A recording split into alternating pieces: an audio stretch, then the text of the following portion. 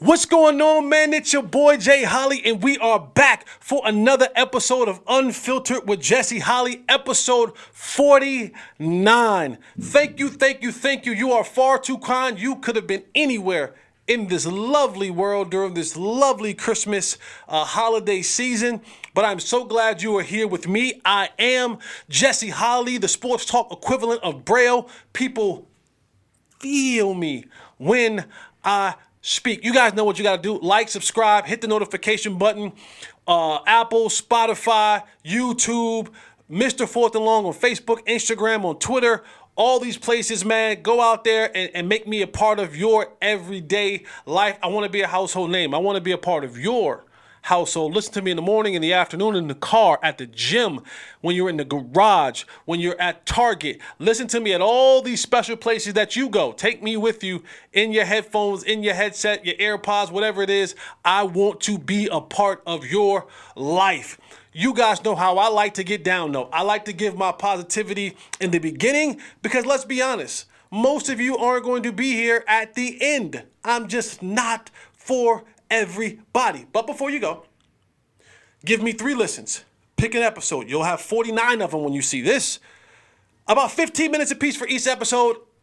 If you don't like me after those 3 episodes, find 3 more and continue this process until you love me. Love me, adore me, swoon over me. Please, I need you. All right, man, let's jump into this. This one is just this is my applause to you. And today's message is I just want you to win. That's it. Whatever that looks like, I just want you to win. I want you to win in every area of your life. I think you deserve it. I think you're worthy of it. I think you've done enough good in this world that you deserve some victories. Now, I don't have the blueprint for you. I don't have the plan for you. I don't have the script for you. That you have to do. That's what you have to do. But boy, I want to applaud you. Boy, I want to cheer for you. Boy, I want to say that's what I'm talking about. I want to see you win. Because I understand that if you win, that doesn't mean I lose. That means if you win, I win. Because a happy you is a happy me. And the more happy you are, the more happy we are as a world, as a society. All I want you to do is win. I want you to lock in and focus on that. What's the song? All we do is win, win, win. No matter. I want that for you. You deserve that. Man, you deserve to win. If you're sitting here and you're watching this and you're thinking to yourself, man, what's 2024 going to look like? I don't know. Win in 2023. Whatever how many days we got left in this year. Win. And then continue your winnings in 2024. Create a win streak. Continue to put those wins together. The small ones, the medium-sized ones, the big ones, I don't care. A win is a win is a win is a win. And I want to stand up and be able to applaud you. I want to be able to give you praise. I want to be able to say, that's what I'm talking about. I want to see you at the top. Again, I'm going to be there. Because what's for me is for me. My dubs are for me. My wins are for me. My wins don't lessen your wins. We can win together. There is enough room for us all to win. Whether it's in this space or another space. Whether it's in business or relationship, whether it's in mental health or physical health, whether it's just in the simple fact that you take the first step in doing something that you've always dreamed about doing. Baby, I just want you to win. It is important that you do so. I cannot stand on this enough that you deserve dubs. You deserve victory. You deserve to be applauded. You deserve to stand on the pedestal and be celebrated. It's your time. It really is. It's your time. Wait no more. Dubs upon dubs upon dubs. Let's stack your dubs together. All I want you to do is just win. Forget all the nonsense. Forget all the haters. Forget all everybody else. Focus on you winning. That's what I want for you. That's what I want for everything that you touch. I want it to turn into gold. I want it to be a winner. Period. All right, man, let's get into this conversation. The Cowboys are headed to the 305 MIAO this weekend to take on the Miami Dolphins. The Cowboys just coming off a blowout, I would say. Butt whooping. You know how we do here. Go get that switch. The Buffalo Bills made the Cowboys go outside and pick up their own switch. That's for sure. But they have an opportunity to rectify the situation. They have an opportunity to bounce back. Since 2021, the Cowboys have not lost back-to-back games to anybody in the National Football League. So if we're going off that metrics and we're going off that history, the Cowboys essentially should win this football game. But just like the good victories and the good records are made, there are also records that at times are broken. And for the Cowboys, you look at, let's start here. Let's start here with the injury report. This is one of those games where late into the season, it's December, and things can look a little bit shaky. Coming out of last week's game, Zach Martin left the game, did not return with a quad injury. Well, according to reports that came out today, that was on a local radio stations, the Sean and RJ show, Jerry Jones, Mike McCarthy, Stephen Jones, they were on all the shows. They said that Zach Martin looks like he's going to play. Saying all systems look like they're going to be go for Zach Martin. He's practiced the last couple days. But not so much for Tyron Smith. Tyron Smith is dealing with a back injury. Hadn't practiced at all this week. And from what those who are in the know are saying, it looks like that old Tyron Smith will not be available this weekend. His backups that can play there are guys like Austin Richards, guys like Chuma Edoga, who, if you've seen Chuma Edoga playing left tackle, doesn't make you feel comfortable, especially when you got Bradley Chubb on the other side. Especially when you got guys like that who come off the football and could really get after the quarterback. The Miami Dolphins, their defensive line, they get after the quarterback. Christian Wilkinson, Andrew Van Ginkel, these guys get after the quarterback. And, of course, they're led by Bradley Chubb. They lost Jalen Phillips due to injury, Achilles. He's done for the year. But when you look at Miami's and the same injury report, they're going to be missing. They didn't have a starting offensive lineman practice for the most part of this week. They're going to be down some guys. They look to be getting their all-pro left tackle, Teron Armstead, like he's going to go this week. But they're going to be missing a lot of pieces up front. They've already dealt with a banged-up offensive line this year. The good thing for Miami is they get the ball out the fastest. Tua Tagovailoa is the fastest release of the quarterback and any quarterback in the National Football. That ball comes out in like 2.3 seconds. That's partly because Miami doesn't want Tua holding the ball very long because, unfortunately, Tua has dealt with those concussion issues. He has dealt with when he gets hit, when the ball is in his hands a long time, and that was part of the reason why he was getting those concussions back in the day because he was holding the football. So under Mike McDaniels and the way they design things, Mike McDaniels said, this ball is coming out of your hands quick by design. We're setting it up to where if you're going to take long dropbacks, you're going to have max protection. We're going to try to do our very best to make sure that you're protected when we take shots down the football field. But other than that, we want this ball to come out of your hand fine. So they said, we want to go get speed. We're going to go get speed, real speed, like lightning quick speed, track speed, speed that make you go, whoo. And Jalen Waddle, Tyreek Hill, who hurt his ankle against the Tennessee Titans with a nasty hip, kind of like almost like the hip drop tackle. Man, he's practiced all week, and even an 80% Tyreek Hill is probably faster than most people. You kind of just knew that he was going to try his best to get back for the Cowboys. Most people do. Most people want to have an opportunity to play against the Cowboys. And then you look at the backfield. Raheem Mostert, 20 offensive touchdowns this year for Raheem Mostert. A-Chain, the rookie, he is lightning in a bottle. You blink, he's gone. He is just insane. And then you have the mad scientist, Mike McDaniels. Mike McDaniels, his tree comes from the Kyle Shanahan tree. And you can see a lot of what he does looks like what they do in San Francisco. When Kyle Shanahan, Kyle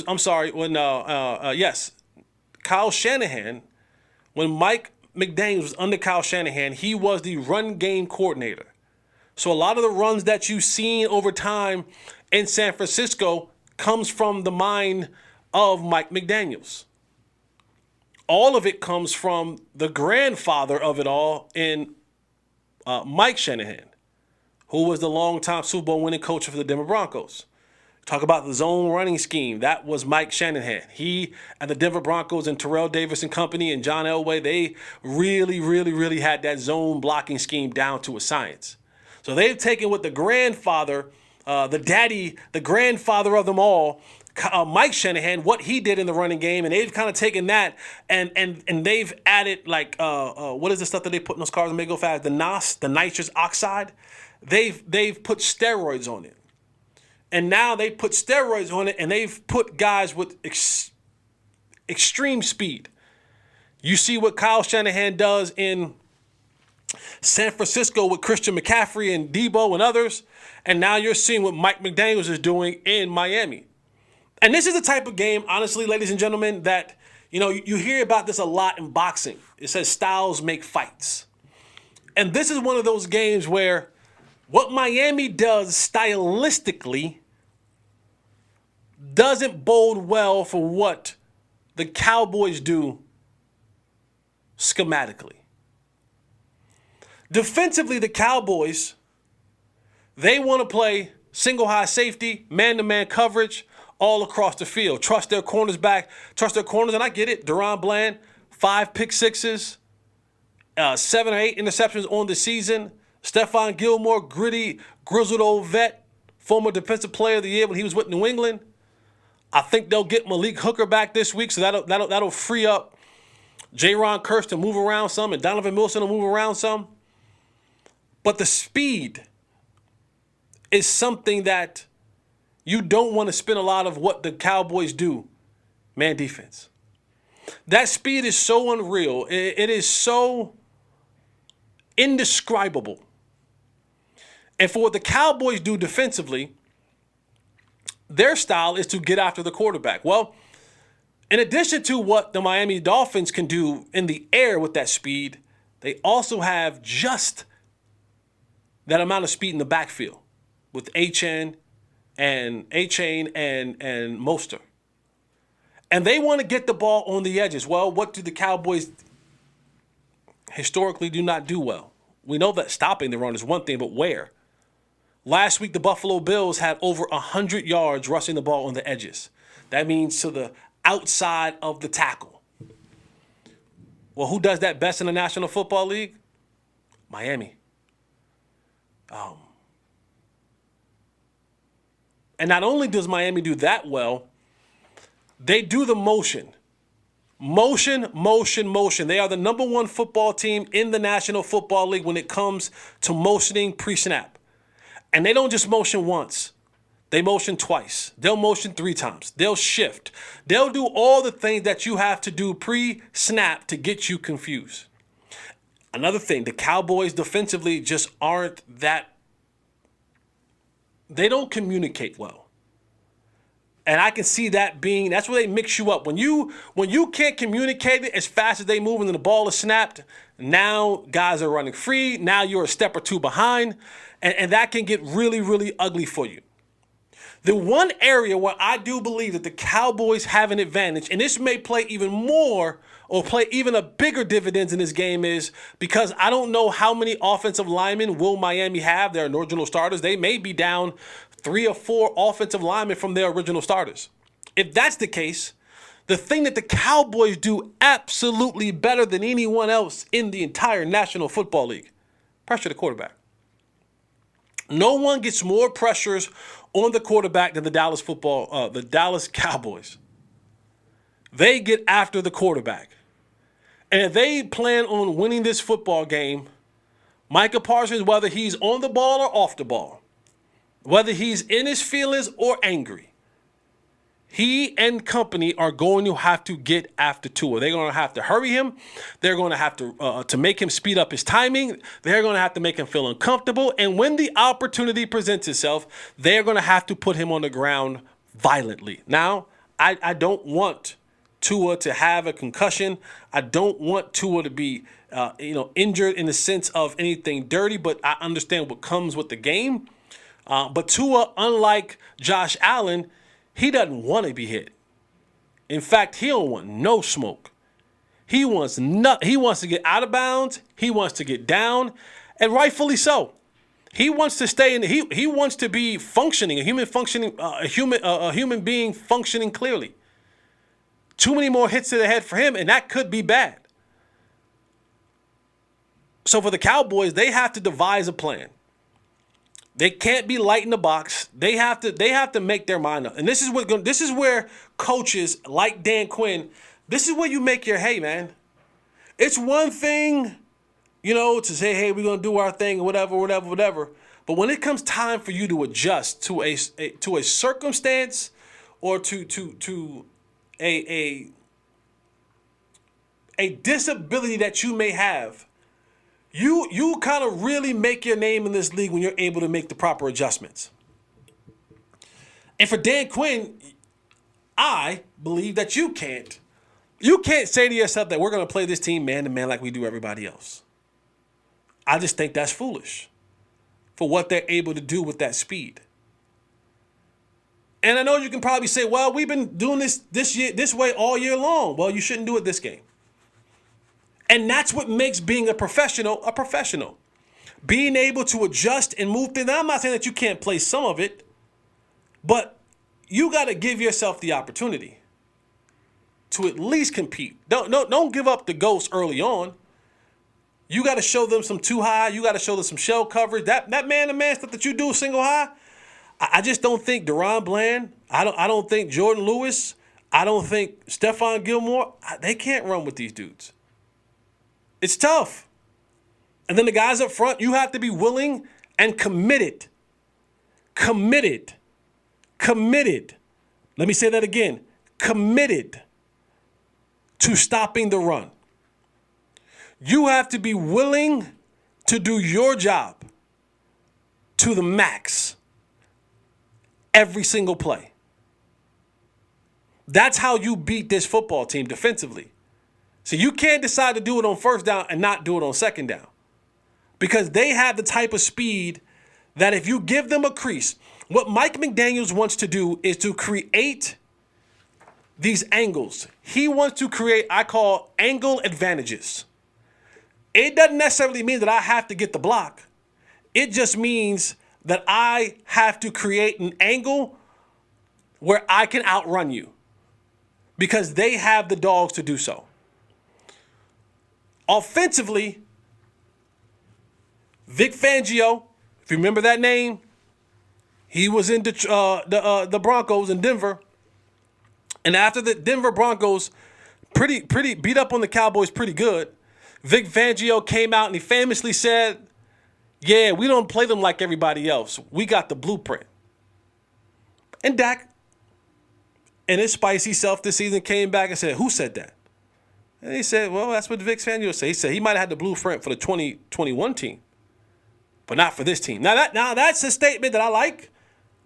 It's either going to age like 2% white milk, or it's going to flourish and be the leading conversation piece post-game.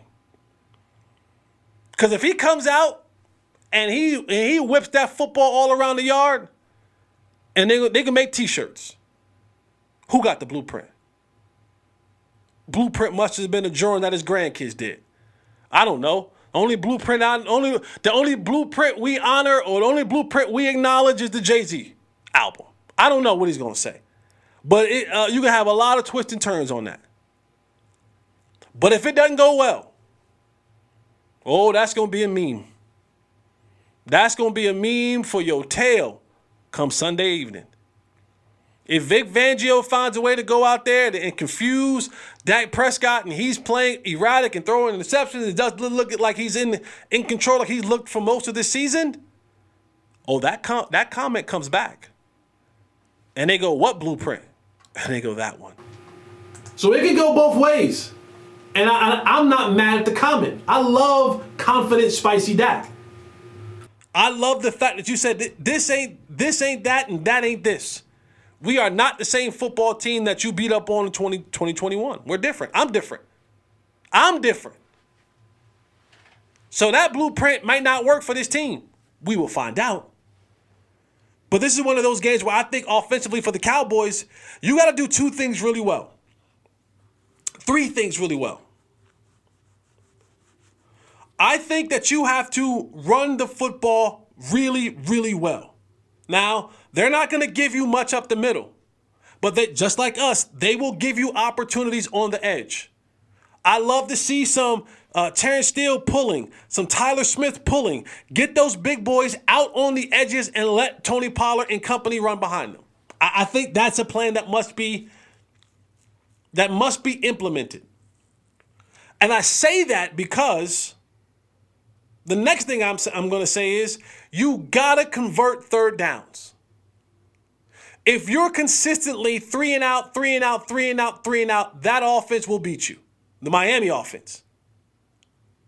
You got to convert third downs. You got to run the football, get in front, get ahead of the sticks.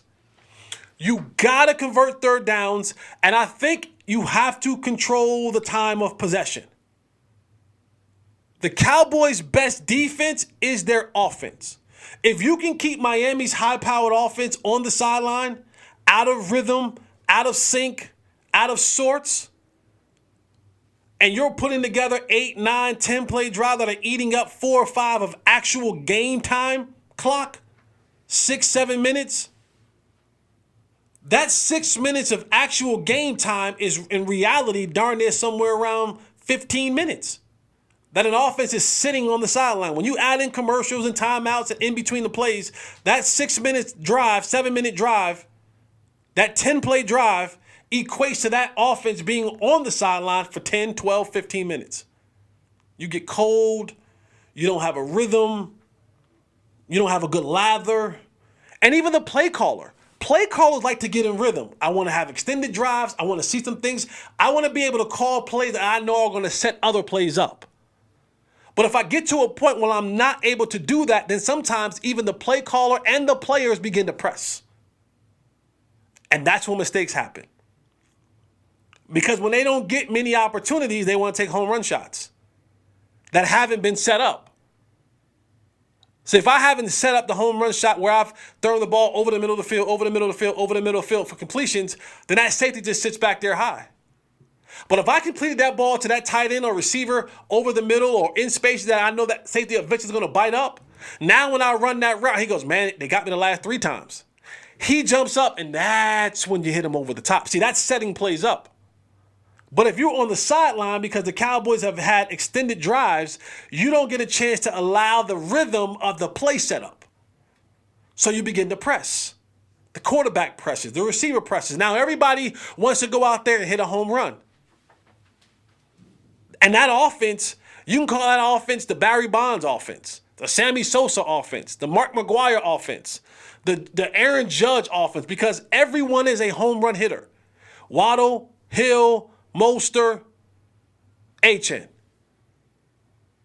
They are the Louisville Sluggers. Because every play could be a home run with those jokers and that speed.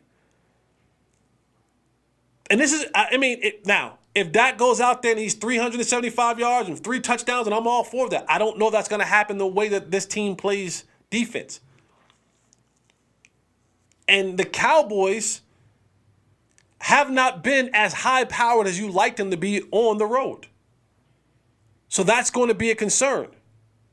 This is just one of those matchups where you look at it all around and you say to yourself that this style of what Miami is offensively and defensively is counterproductive to what the Cowboys do. It creates a style that is concerning. It does. It creates a style that's concerning for the Cowboys. And but that's why they play the games. And if you're going to find yourself in a situation where you win this game, you got to go out there and just be a dog. Micah, go be a dog. Tank, go be a dog. Dak, go be a dog. CD, go be a dog. You have to go out there at times, will yourself to victory. By 10, by 20, by 1. You got to figure it out. Now, the good thing is, glass half full, if the Cowboys happen to lose this game, it means nothing. Because what you have to happen is, if the Cowboys lose this game, let me take that back. If the Cowboys win this game and the Eagles win out, the Eagles are your division winners. Even if the Cowboys lose this game and somehow, some way, the New York Football Giants, who have 2 times to play the Eagles, and or the Arizona Cardinals beat the Eagles, the Cowboys will win the division because of strength of opponents. Don't ask me how. I went to a public high school and a public university. I'm not that smart. But this game, I think, is a game that the Cowboys want to win. Not necessarily they need to win. They want to win this game to know that they can beat an opponent on the road, to know that they can beat an opponent with a really good offense and a coach that has a style that has historically confused them. And winning feels good, ladies and gentlemen. Whether you need it or you don't need it for the records or the seating, damn it, wins feel good. You don't go through all this off-season work, training camp. You don't sit in the hot tub, cold tub, get scraped, get acupuncture, get you don't go through the fight, the bumps, the bruises. You don't go through the shots before the game. You don't go through the hurt that you go through throughout the season. You don't sacrifice the time away from your family to lose. So whether the Cowboys need this game or not, wanting to win this game feels good for your mentals and your dentals. Understanding and believing that I can go on the road, because the Cowboys, again, will most likely have to go on the road. That I can go on the road, and I believe in me and us that we can go on the road and win a football game.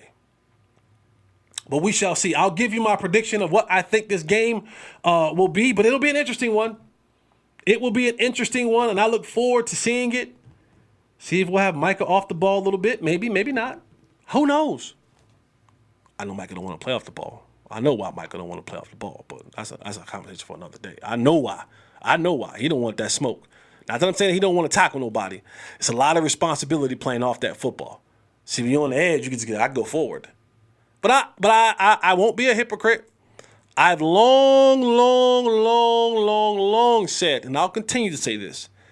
Any play that Micah Parsons isn't going towards the quarterback, to me, Jesse Holley, is a wasted play.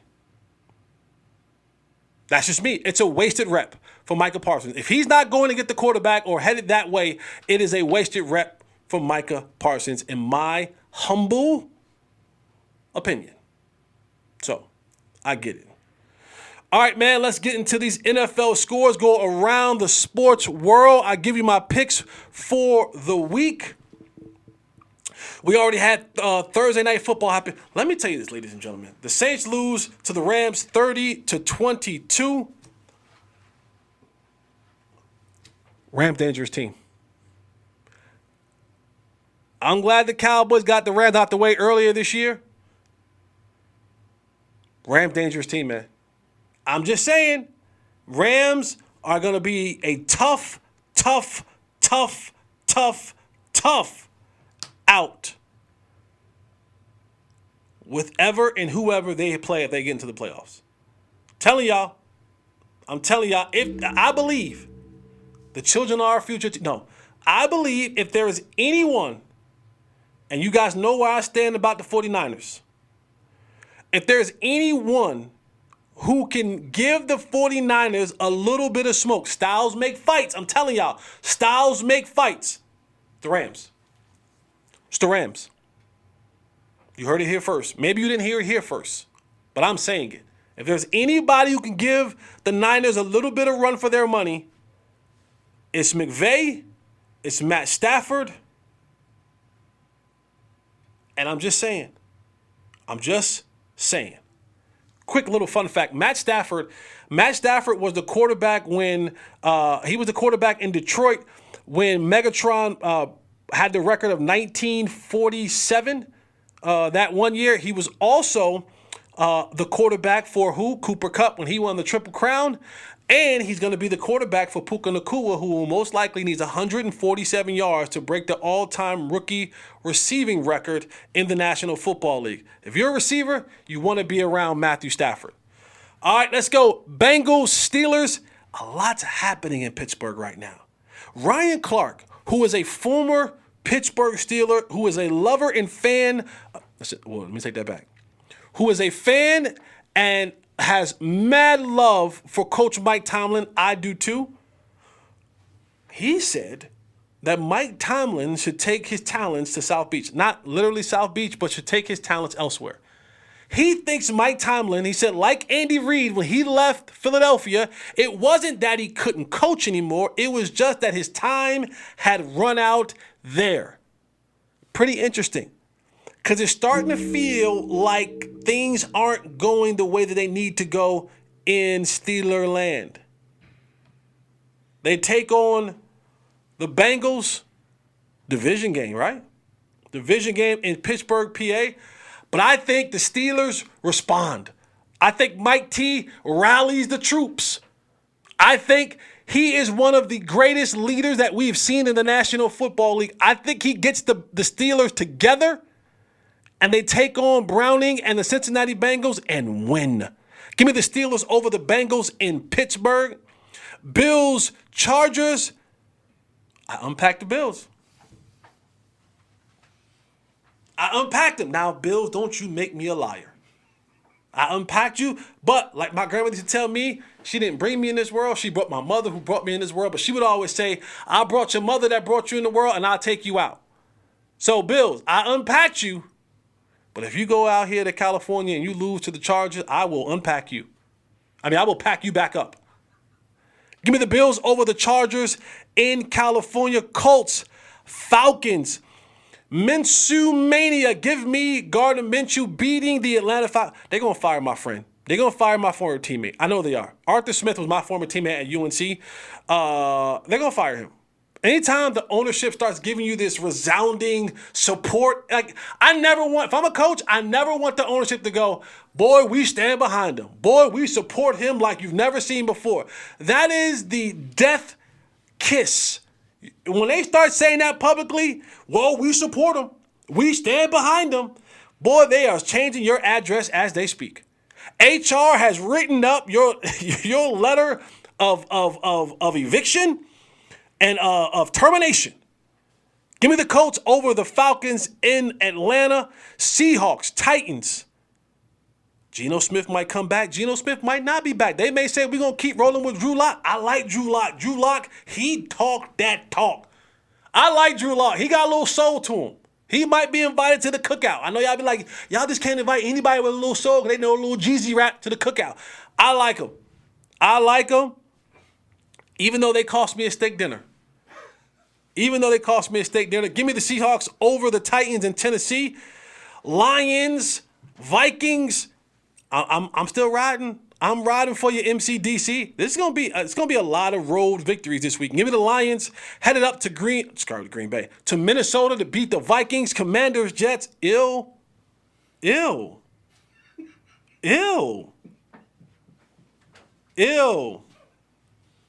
I'm gonna go with my boy Sam Howell. Go Tar Heels. Give me the Commanders over the Jets in New Jersey. Packers, Panthers, another ill. Bryce Young and company, y'all terrible. So Packers over the Panthers in Charlotte. Browns, Texans, CJ Stroud ruled out again. Did not make it out of concussion protocol. My boy hurt. My boy down bad. Down bad. You don't have a quarterback, you don't win. Joe Flacco has resurrected from the dead. I don't know if he believes in Jesus, but Jesus' birthday is coming on Monday.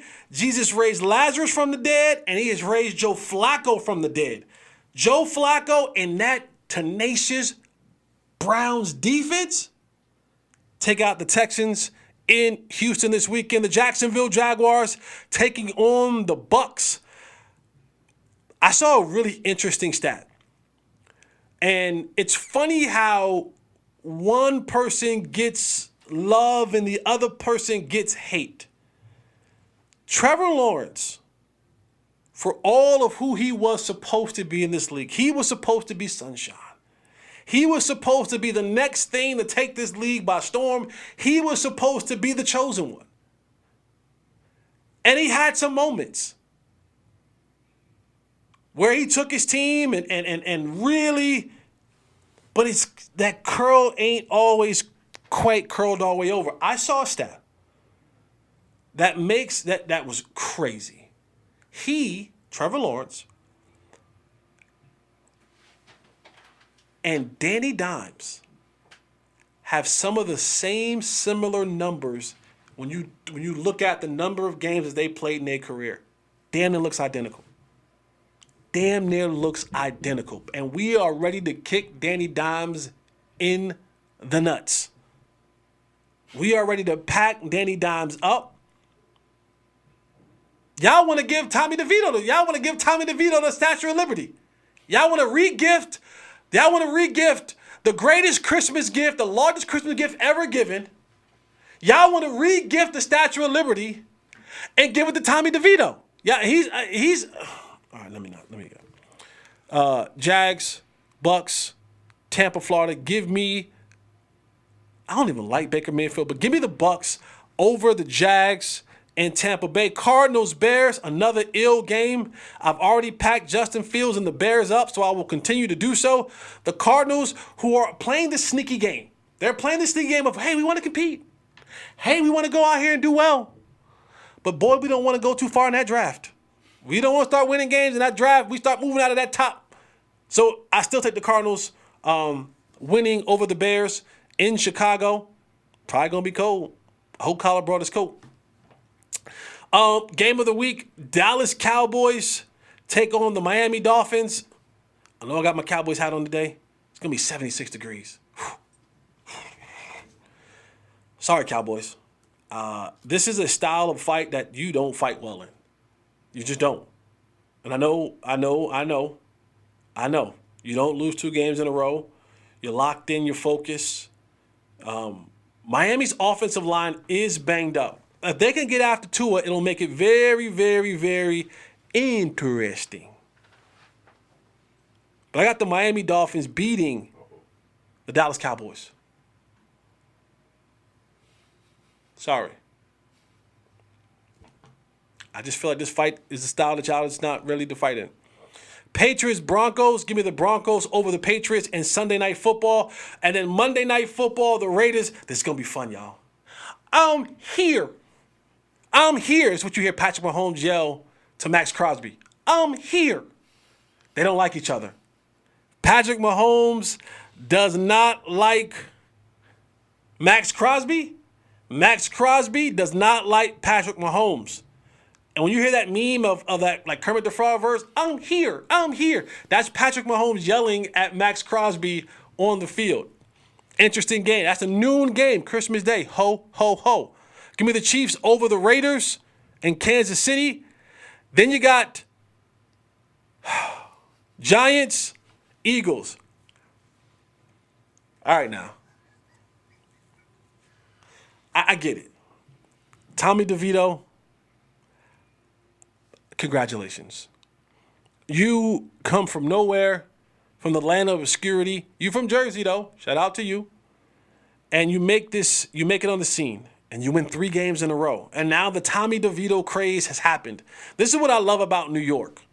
New York sports are so bad. They will cling on to, remember Linsanity? Like Linsanity was a thing. And Linsanity was like, he's the next Yao Ming Hu is Lin Sanity. Then he fizzled out. He had a good run. Lin Sanity had a big run, man. He had the Garden. He had New York City lit.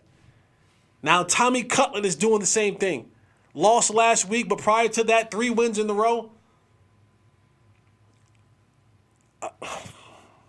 I'm sorry. I'm sorry to the DeVito family. I'm sorry to all my fellow Italians. Your boy's run is up. I'm not packing him up, but I'm calling a spade a spade. But what he's done, honorable, it's admirable. Had a little situation at the deli. Agent went a little rogue, said, hey, we promised you, we agreed on 10. Agent said, I want 20 now.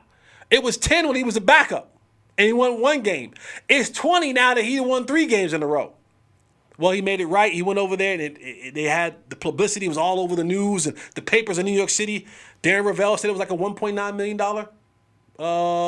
media evaluation. So maybe he should have got the $20,000. Maybe his agent was right. Agent was like, listen to me. Let you do the football. Let me do the marketing stuff. Eagles take out the Giants and Tommy DeVito. And then the game of the night. Woo! The game of the night. Santa is gone. The Christmas gifts are open. Get your eggnog. If you put a little sippy sip in the eggnog, get that ready. Just to let y'all know, just a little heads up. If y'all gonna go to the liquor store to get y'all liquor, I'm not a liquor drinker. I don't advertise liquor, but if you're going to get it, remember, Christmas is on Monday. That means Christmas Eve is on Sunday. The LQ ain't open on Sunday, and it ain't open on Monday. Same thing applies for New Year's Eve and New Year's Day. So if you're going to get your spirits, your wines and spirits, you better get them after you finish watching this. Put me in your ear. Go to the liquor store, get what you got to get. Come on back to the crib, because you can't go Sunday and you can't go Monday. All right, so if you're spiking your eggnog, this is the game that you want to spike your eggnog and watch. The Ravens and the Niners. This is a preview of what you're probably going to see in the Super Bowl. And even some Ravens feel a little bit disrespected. Kyle Hamilton, he said, I feel a little disrespected. He's like, yo, we the underdogs? Like Vegas, we the underdogs? And I'm like, Kyle, my boy, I don't know what planet you been living on. I know y'all 11-3, Niners 11-3. Y'all ain't better than the Niners. Ain't no football team in this National Football League better than them boys in Santa Clara. So I don't know why you feel disrespected by the lines in Vegas that you are an underdog. One, you're going on the road. You're always going to be on a good team on the road. You're going to be a 3-point underdog. Secondly, this team is good. This team is damn good. And you're getting ready to see firsthand that you don't really want that smoke with that offense. Kyle, you're going to have to be back there. You got the leg brace on and everything like that. I don't know if you physically able to move like you need to be moving and talking like that. Marlon Humphreys, he even had a little smoke to say. He joked about it, but I don't respect none of them. Then he goes, well, they do got some dogs in that defense. And he started naming all like Devo and the Giddles. He was like, man, they probably have the most all-pros on their whole team. Yeah, you think? You think? And I like Action Jackson. I do. But, boy, they about to get after that. Boy, they about to get after that tail. Give me the Niners by 1 million. I ain't even playing. Give me the Niners by 1 million. This won't even be a game. This won't be a game. This will not be a game. That's why I'm saying spike your eggnog, because you'll need to be drunk. You'll need to be a little bit buzzed when you watch this game. It's going to start off all peachy creamy, and then you're going to see Purdy, Caffrey, Ayuk, who, by the way, another 1,000-yard season for Brandon Ayuk, Debo, and company go to work. Give me the Niners by 1 million. And that's my picks from around the league. Head over to baseball. Woo! Magic. Who I don't know who else owned, but I know Magic. Magic. Holy moly, guacamole. And I love this. Let me say this before people call me racist or people call me. Is Yamamoto and Shohei from the same place? Yeah. Oh, where they from? Japan. Are they both from Japan? All right, I can say this then. Mark Walter is the Okay. Boy, they are cutting checks in L.A. The Dodgers cut another check today, or last night, or whenever the hell they cut it. They signed Yamamoto, the Japanese sensation pitcher.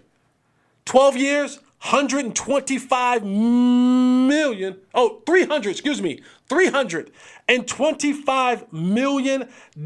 breaking the record breaking the record for highest paid pitchers in Major League history. Garrett Cole had less years, had 9 years, $324 million. So Garrett Cole gets a bigger average per year, but overall, the number overall, 325 is what Yamamoto got to sign with the Dodgers. Ask me, this is one of those rhetorical questions that I already know the answer to. But ask me, for those of you who do not know who Yamamoto is, it's because, ask me, how many pitches have Yamamoto thrown to or in an MLB game? Don't worry, I'll wait. Don't worry, the number is less than 1. He has never thrown a pitch in a Major League Baseball game ever. The Dodgers just gave a little bit more than $250 million to a dude, a pitcher, that has never thrown a Major League pitch in his existence. I don't know if that's blind faith. That's walking. You want walking without faith? You want stepping off the boat, walking on water? You want spitting in mud, putting on the blind man's eyes and now he can see? You want touch the hem of his garment and things change? The Dodgers believe in that. The Dodgers believe in that there's a higher power, and I'm going to say Jesus. The Dodgers believe in Jesus Christ. Because there's no way in the world that you can give up 325 M's to a dude who has never, ever pitched in the Major League. Somebody, what's his name? Walter, what's the guy, the owner name? Mark Walter. Mark Walter? Walton or Walter? Walter. Walter? You a disciple. You walk with Jesus. Oh, you walk with Jesus, bro. You walk with the Lord. Yes, you did. Yeah, you was in the boat. You was in the boat and you was saying, how is this man sleeping and these winds are raging and all? You was with Meshach and the bad Bendigo in the furnace. Yeah, you had to be. You had to be. You was in the furnace and you saw the Lord work miracles because you gave that man $325 million. You ain't never seen him pitch one game in the major leagues. But what I love about this is his boy looked out. His boy looked out. Shohei said, yo, defer mine. I'm going to get mine later. I'm going to get mine down the road. Don't worry about that. I'm going to get mine down the road. Sign my boy, though. Everybody eats, B. Oh, paid him full. Everybody eats, B. Shohei said, nah, bro. Oh. Defer mine. Give me $2 million a year. I'm going to get these endorsements. I'm going to get $50 million in endorsements. Defer mine.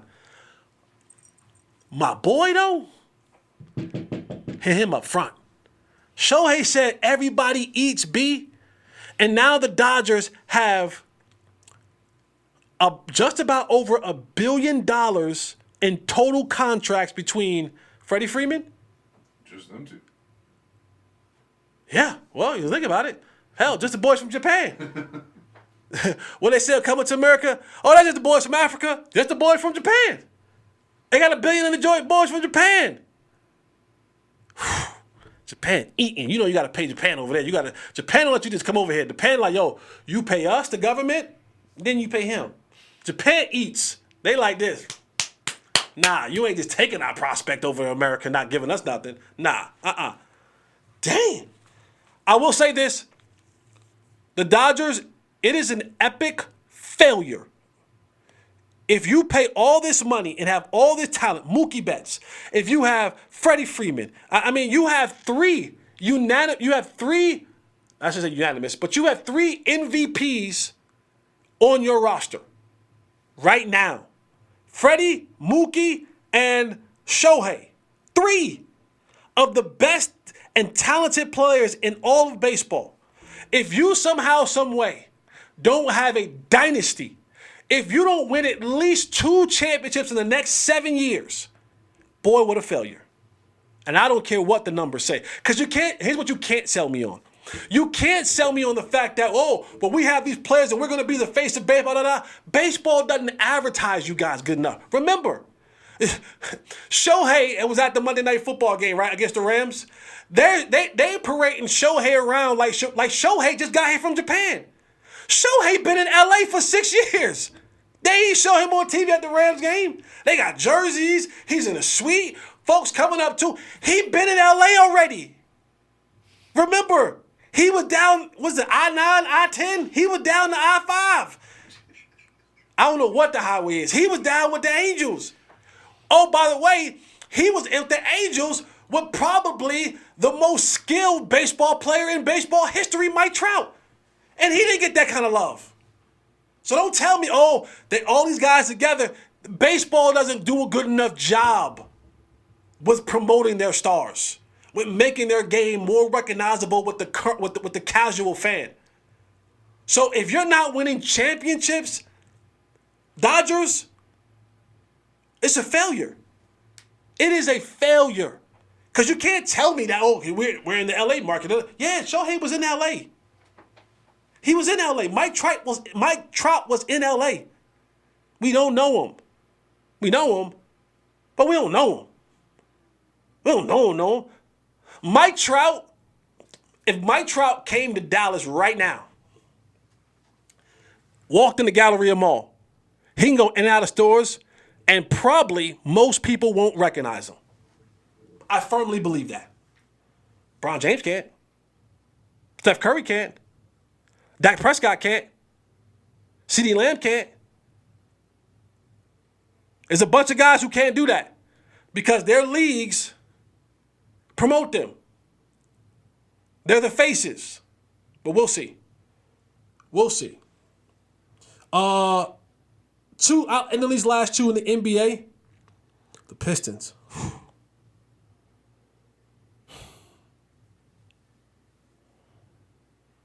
You bad like the water in Detroit, in Michigan. You're just bad. Bad drafting, bad players, bad development. And they gave Monty Williams the bag. So he ain't going nowhere. 25 in a row. They're going to break the record. The record was 28 by the process 76ers. Remember that? Trust the process? I don't know what are they saying in Detroit. Do they have something in Detroit? What are they saying? Who's the prospect that's coming down the pipe that they can get in the league? I don't know. But Detroit, you bad.